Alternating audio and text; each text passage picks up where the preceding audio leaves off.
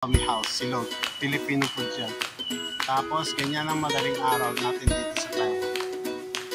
Yan, malapit na. Ay, nawala. So ibig sabihin, akin na yung bola na yun.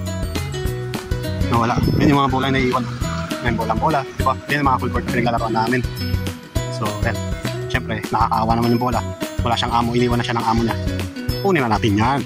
Yan, tupal ka ba, boss? Ang ganda po yan. Kunin natin na. Masarap pa na maglakad-lakad dito sa Taiwan ng madaling araw, guys.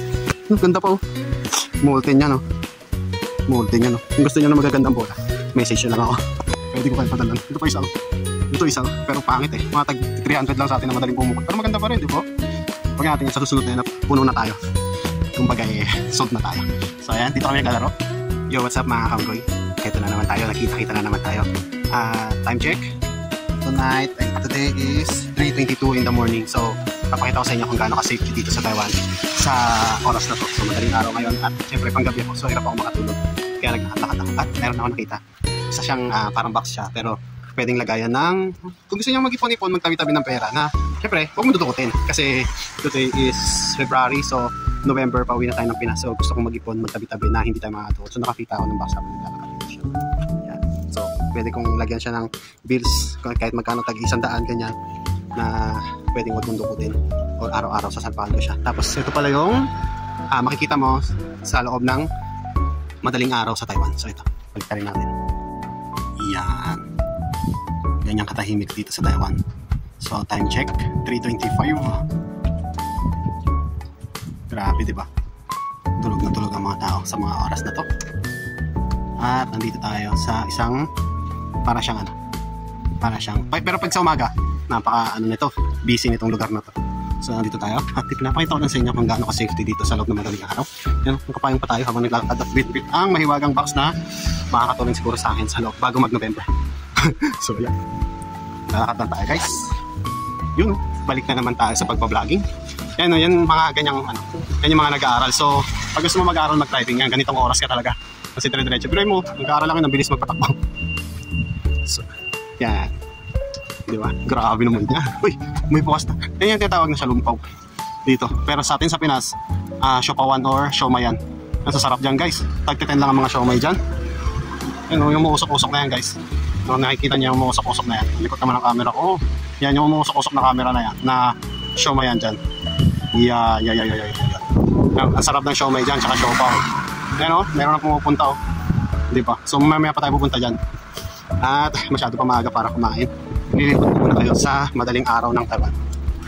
Ayan, guys, kung makikita nyo naman, yan yung bilihan ng tubig dito. Halimbawa, mineral water sa atin, diba? Dito sa Taiwan, kung may 5 NT ka, 5 NT or 10 NT, yan, makakapag-refill ka ng tubig dyan ng solo mo lang. 10 NT mo lang, sulit na yan. Isang maliit na galon, sulit na yan, meron ka ng refill. Pwedeng malamig, pwedeng maligamgam. So, dito lang sa may tapat ng Lomi House, silog, Filipino food yan. Tapos, ganyan ang madaling araw natin dito sa Taiwan. Yan, malapit na nagigising yung mga tao. Kasi 24 hours pala bukas. Di ba? Grabe safety naman dito. Maglakad-lakad ka lang. Siguro, sa atin siguro sa Pinas, maglakad-lakad ka ng ganitong oras. Ewan ko lang kung meron nang nagdadrive ng motor para tutukan ka.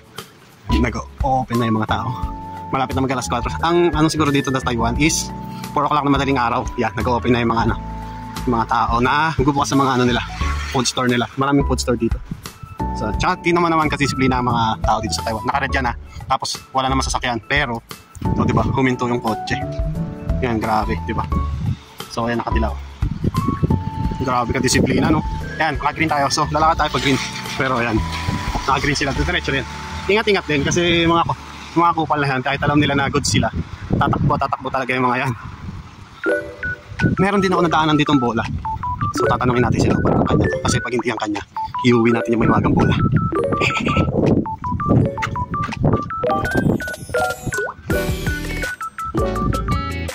Ay, nawala.